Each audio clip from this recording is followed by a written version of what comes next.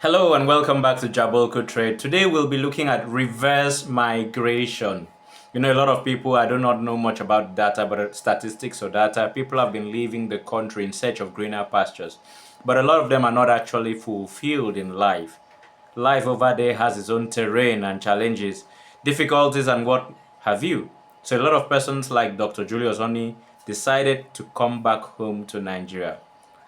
He was interviewed in Channels Television, and let's hear what he had to say. You may learn a thing or two. You may be inspired. Just listen to what he has to say. And so it's time now to switch to the next leg of our conversation. And as we start off, really what you would usually hear is the 10 million naira plan to Japa, to leave Nigeria and off to greener pastures where you will no longer be having to buy petrol for 1,000 naira plus per litre.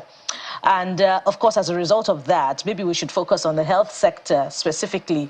16,000 doctors have reportedly left Nigeria in the last 5 years alone. That's according to the Minister of Health, really. And, what we have left is about 55,000 licensed doctors practicing in Nigeria. So that's the trend.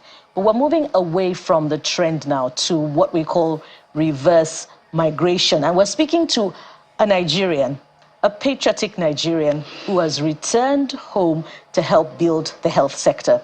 Let's welcome Dr. Julius Oni, who joins us on the program today. Hello, Doctor. Hello. Thank you so much for having me. It's good to finally meet you after that video that trended online in which you talked about your plans to return, and here you are. So how long have you been back? I've been back for about 3 months. And have you settled in?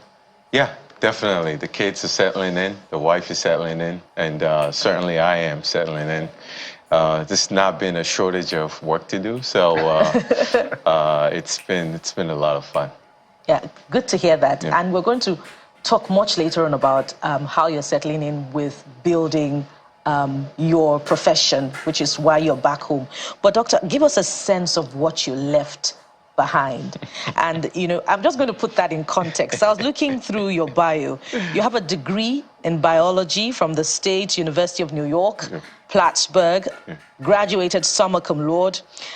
You also earned fellowships from the University of Iowa's Department of Biochemistry. You obtained a medical degree between 2003 and 2007 from Howard University College of Medicine, and you were inducted into the Alpha and Omega Alpha Honor Medical Society. That's just a few of what I gathered about you. That's quite huge. So apart from the fact that you're a citizen, and you must have left some benefits behind. Give us a sense of what you left behind. So actually, before I had come back to Nigeria, I had practiced for about 12 years in the U.S. So before I left, I was the fellowship director for joint replacement at Johns Hopkins. I was the diversity chair for the Department of Orthopedics at Johns Hopkins. And I was also, and I still remain, the director for global orthopedics at Johns Hopkins. Also, I currently chair the American Association of Hip and Knee Society Humanitarian Committee. So, and I also lead a multifamily real estate private equity firm. So I do a little bit of business too. Right. Just don't wear the medicine hat alone. So, and I still do that quite a bit from here, even though I have fantastic partners who are kind of taking the lead for the most part now. But yeah, and I mean, a lot of these things were happening, and I was consulting also with a lot of industry stakeholders within medicine, and doing quite a bit of teaching and things of that nature in the U.S. But ultimately, the conviction got a little too strong, and I always knew I wanted to come home to share what I did with my fellow citizens in Nigeria. And I remembered actually having a first date with my now wife, and telling her that, asking her if she would come home with me, and if we were to get together, because this was the first date, we didn't know if we were going to end together then, but it's like, if we were to end together, would you mind living in Nigeria with me at some point in the future? And she did say yes. And to her credit, when the time came and the conviction got too strong, and I said, you know what, I feel like we need to go home. She didn't say no, so I give her all the credit for supporting my vision and certainly allowing me to be here today. So we have to especially thank her on behalf of the millions of Nigerians. Thank you so much. You didn't just say yes to marrying him. You said yes to returning home with him. With him, so right? Thank you. We're very Thank grateful. you. So I would like to hear more about your story. So there's your origin story, because you're like a superhero, right? Far from it. You're like a super. And I'll explain to you why much later. So would like to know your story. What was your Japa story? Again, we have to use these terms because a lot of people can relate. Absolutely. So what was your Japa story? Why did you leave? And then you, of course, we know the great things you're doing, but let's rewind to maybe decades ago, you leaving, and then we'll push it further, but would like to know. Thanks for asking that question. So I was born and raised in Ikare, Akoko, in Ondo State. My father is from Ile-Oluji, Ondo State, and my mother is from Ile-Ife, Osun State. So I'm a son of the soil through and through. Was born, in Ikare, went to school there, nursery school, primary school, and then secondary school in the Akoko region. Oh yeah, definitely. Antibisi nursery and primary school. That was where I went to. Absolutely. And for secondary school, I bounced around a bit. I went to a Unity, secondary school in Ekwime initially. Then went to Victory College in Ikare, and then eventually ended up in Citadel International College in Ikare Akoko, where I graduated. And then I was lucky to take the SATs. Did very well and got some partial scholarships to go to the U.S. And kudos to my parents; they really sacrificed quite a bit to make that possible for me. So once I got to the U.S., I was in 1999. Just when Nigeria started the Fourth Republic. You got it, absolutely. So it was a transitionary period for Nigeria, certainly, and a big transition for me because that was the first time I ever traveled by myself. I landed in the U.S. by myself. Didn't really know anyone's really within at least New York State where I landed. So, but I was lucky enough to stay focused despite some initial significant challenges. I adapted pretty quickly, started doing well academically, was lucky to get into medical school, and so went straight through into medical school at Howard University, and then was lucky to match into one of the prestigious orthopedic surgery residencies in the country in the U.S. That's NYU Hospital for Joint Disease, and then went on to do my fellowship at one of the most prestigious fellowship programs too at Rush University. But I actually wanted to do cardiovascular surgery when I first started medical school, but a conversation with my father about my grandmother's ailing knees changed that for me. So that conversation essentially started a cascade of events that led me to switching over to orthopedic surgery, and started that fire in me that, you know what, I wanted to contribute in significant ways to transforming the world of orthopedic surgery, the world of musculoskeletal care delivery in Nigeria. And about 5 years ago, I came up with a vision statement. And that vision statement was to contribute in one way or the other to the improvement of high-quality healthcare delivery, particularly musculoskeletal care, in underserved countries, starting with Nigeria. So once I made that decision, the question was now, what are the steps I needed to take to achieve that? And I figured out what those steps were, reverse engineer it. What do I need to be doing on a weekly basis, monthly basis, quarterly basis, yearly, to get to that step? And thankfully, I was able to achieve it. I just wanted to ask, pardon me, Bukola, so what did that conviction feel like? It's important. I need you to explain it because some people think it's just that feeling, and you're like, "Yeah, I'm doing it," and everyone's like, "Are you okay? Are you mad?" But what did it feel like for you? Was it a mix of fear and conviction, uncertainty, and hey, if this thing doesn't work, what did it feel for you? Can you describe it? It was a lot of fear, a lot of doubt, a lot of questioning if I was making the right decisions. Because I mean, I was an associate professor. At that point, I was an assistant professor. When I made the decision, became an associate professor. I could have, just continued the trajectory, become a full professor, maybe take on some leadership in academia, become a chair of some programs eventually, do the usual, undulations of an academic doctor in the U.S. But I looked at that path and it just didn't excite me, to be frank with you.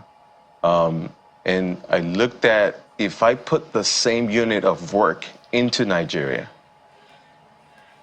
I would make such a bigger difference in the lives of so many more people, either through some of the training program that I've started, the fellowship, we could talk about that later, either through direct service delivery to patients, either through some of the education that I can facilitate, either through becoming the bridge between the US and Nigeria with regards to being able to create some exchange programs where we can have Nigerians going to train in the US and U.S. folks coming to train and learn in Nigeria also. So that just seemed like a more exciting opportunity for me.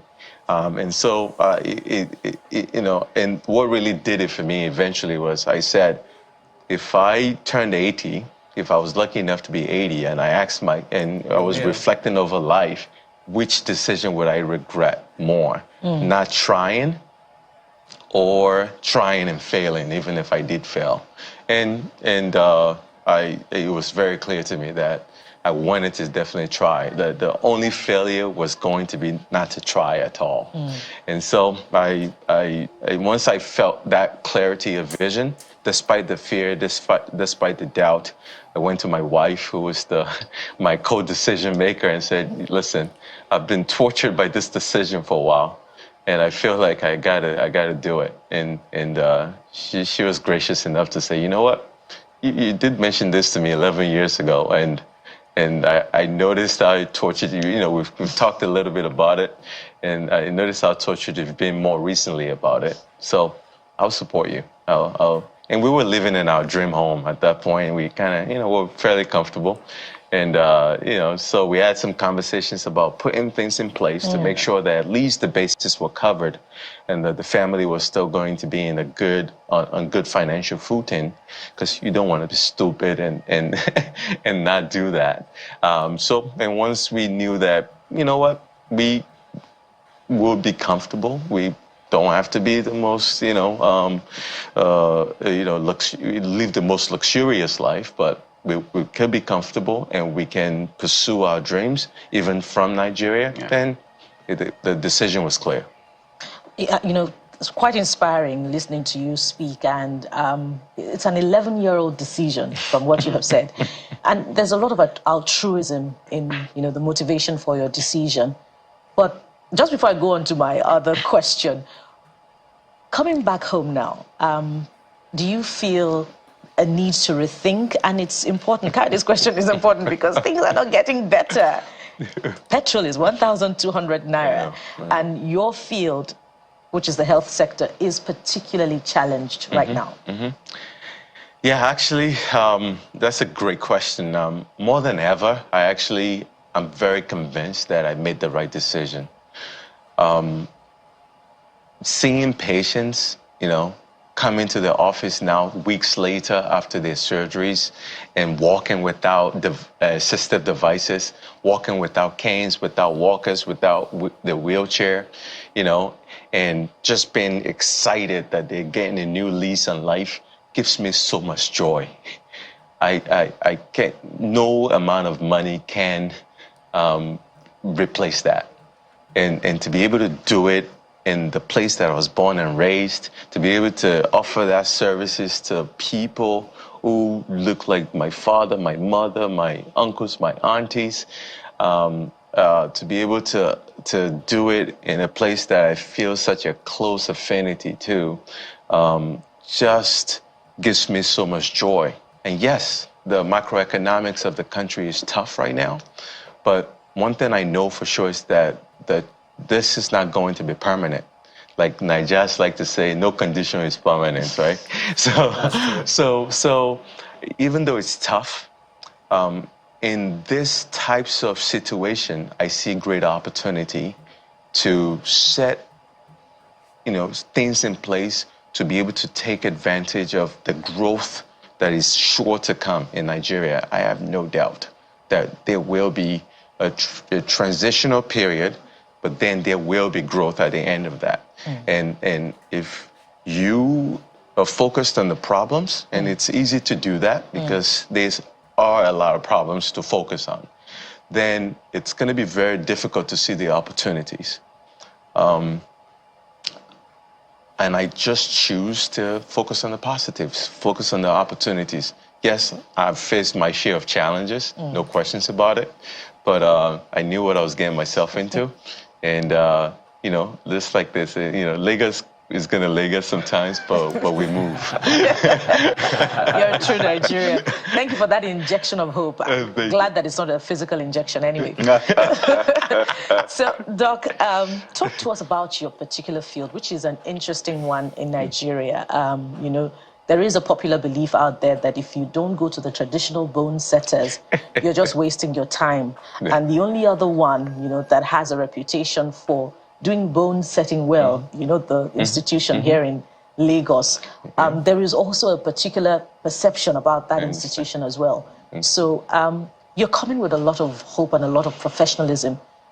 What would you like to tell those who are requiring that kind of health intervention about the difference that you are bringing? Yeah, thank you for that question. I think what we see in the way that people see musculoskeletal health in Nigeria is just reflective of the resources that are available. So think about it.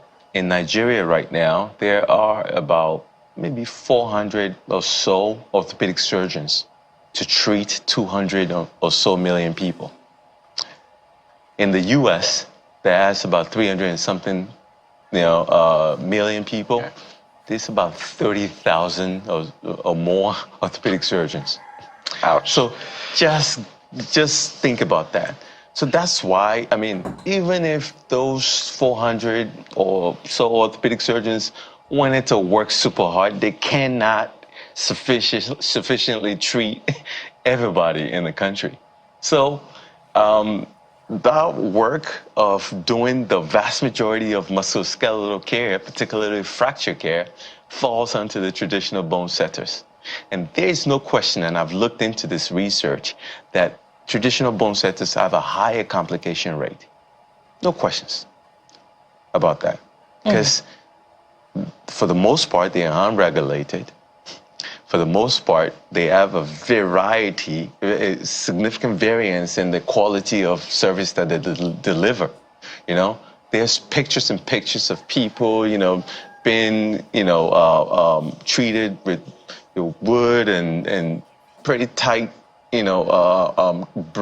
splints or casts that eventually lead to gangrene. That's death of the extremity, and eventually leads to amputation. But guess who does the amputation? It's going to have to be the doctor. So when these people get these complications, to send them to the hospital. They have success rates, but it's not standardized and regulated. You got it. So so let's even say the success rate is 60%, right? But they go into the master marketers, so they're going to focus on the ones that are successful, right? And the ones that are not successful end up going to the hospital, and then the orthopedic surgeons have to take care of them, right? So the orthopedic surgeons then get the reputation of being people doing the amputations, and so it's a very complex environment, and I do believe the solutions involves every stakeholder, effort. right? Everyone. Maybe the traditional bone setters organizing, and I think they have some organizations in trying to standardize some of their practices. Maybe they combine forces with orthopedic surgeons so that we can all come together with some basis for what is acceptable to immobilize patients, right?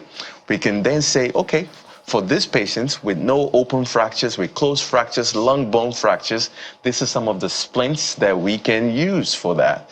If they have open fractures, if they have more complex stuff, just send it to the orthopedic surgeons so that they could be the front line like they are currently, but they could at least have some more standard, and we could find ways to provide even more resources to support them. So I'm not one to just badmouth traditional bone setters. I think they have a role to play. I just think that we need to figure out ways to work together so it's not And you're offering opportunities for that kind of collaboration through your fellowship, right? So actually, my fellowship is focused mainly on training joint replacement surgeons, and we have one surgeon working with me currently to learn the techniques that I perform. Is it a lady that I've seen on your Instagram? What did you say? Is it a lady? No, it's actually a gentleman. So I've seen some pictures on your Instagram of your team, but please go ahead. Yeah, it's a gentleman, absolutely, who is working with me right now, and we are doing the surgeries together. I'm showing him some of the ropes around it, and my goal is that by the end of the year that he's great at doing joint replacements also of the hips and the knees. Fantastic. Lots of questions. You should see our questions. So let's try and pick and choose. Clearly, we still have a bigger conversation with you. We're still having you on our program, Amazing Nigerian. So watch out for that. It's a big one where we capture the work he does on a daily basis and other things that you probably want to hear. Right? Interview as Amazing Africans are coming next week. But I'd like you to speak to two things, right? First, how many years have you been in service? A lot of people want to know. So what kind of services do you offer? How frequent do you offer it? What kind of patients? I'm trying to limit my questions. What kind of patients do you see? What's your average day like? How many surgeries have you conducted? I'll stop that's now. about 6 questions. I love it. Yeah. So I've been in practice for 12 years. I graduated from orthopedic surgery residency in 2012, and did an extra year of fellowship. But by then I was already an orthopedic surgeon. I was just also in additional training to become a master at doing joint replacements. My subspecialty of orthopedic surgery, and by the way, orthopedic surgery is the surgery of muscles, bones, and joints. Right. My subspecialty is hips and knees. So I replace people's hips and knees when they've degenerated. So when you see a lot of people complaining of, hip pain or knee pain, and at some point they're not able to walk well anymore, or their quality of life is severely affected, that is what I do. I replace those joints and give people back their quality of life and alleviate their pain. And there are so many ways that we can achieve this, and there's more and more of the surgeries being done in Nigeria right now, but there's also different ways that we can approach it, different techniques that we can also bring to bear. So that is my focus. Over the 12 years, I've done over 4,000 surgeries between hips and knees. How many have you done in Nigeria so far? In Nigeria, actually, I've been coming to Nigeria for about 10 years or so, Smart. In and out. So I've been coming about 1 to 4 times a year doing surgeries. So in some years, I was doing up to 30 surgeries a year in Nigeria, even. And so in Nigeria, in total, I probably have done hundreds of surgeries. So many other questions, Pardon but me. we must anchor. 30 seconds. There are Nigerians who reach out and say, well, all roads lead back home for me, but I don't know how to do it. I'm worried about security, this and that. Yes, those concerns are legit, but this is you right here. How many months in Lagos? 3 months in Lagos. What do you want to tell them? I have a young lady who reached out and said, I'm definitely coming back home, but I don't know how to. Yes, sir. So I consider 30 seconds. I consider that one of my responsibilities to figure out a path for the people that are interested. Actually, over 100 doctors reached out to me, and even more other healthcare professionals, physical therapists, nurses reached out and said, you know what, I'm interested in this too. There's a fire burning in the hearts of these people to come home to Nigeria and transform it. This is the way we're going to transform the healthcare system in this country, is working closely with the diaspora and healthcare professionals, working closely with the wonderful, ingenious local professionals that we have, hand in hand, and working together to transform but it's going to be tough to answer that in 20 seconds, but I am more than happy to come back at some point and really outline what I think is necessary. But it's important to cover your bases. You certainly just don't want to come in blindly. You want to make sure that you are thoughtful about it, that you make sure that you're going to be financially relatively stable, at least be prepped for that, so that even if no income comes in for a significant amount of time, you are still in a place where you can be comfortable and plan from a place of comfort, because without that, then you will be forced to cut corners, and that's not what you want to do when you come here. And that's a lot of wisdom, and it's such an eye-opener to know that there are Nigerian medical practitioners over there who want to come home, and we could also ask you about those who want to leave and can't wait to leave. But we have to anchor at this point for now. And thank you so much, Dr. Julius Oni. And if they want to leave, let them leave. Let them get the skills and then come back. No worries. Absolutely. All right, Dr. Julius Oni, CEO, Doc Medical Center Nigeria, Director for Global Orthopedics at St. Johns Hopkins. Thank you so much for your time. Thank you. And we're very proud to be you. associated with you, to have you on the show. Thank you so much. So you've heard it from Dr. Julius Oni, who actually had to do reverse migration coming back to Nigeria. He had to do his own due diligence. So for you out there who wants to, of course, you heard him say that hundreds of other doctors are indicating interest to want to come back home and salvage the economic situation in the country and be of help to people who are at large in need. Do your due diligence so that you will be working from a place of comfort, like he said, so that even if for a period of time money doesn't seem to come in, you got your own back. You know that you were in for this. Think about security, think about the health of the children, the safety of the children. Have everything well thought out and planned out. Think about what he had to be doing for a while. He said he was always coming back to do the surgeries from time to time, and he has done about 100 of them. So coming back periodically helped him assess the country, the state. Of course, you heard him say, Lagos will Lagos you, but we move. So he's a son of the soil. So for those of you who wish to come back home, plan it all out. Reverse migration is the way to go. Think about it and help make your land a great place. This is all from Jabulco Trade. Kindly share this video. It may be of help to one or two persons. Have a lovely day.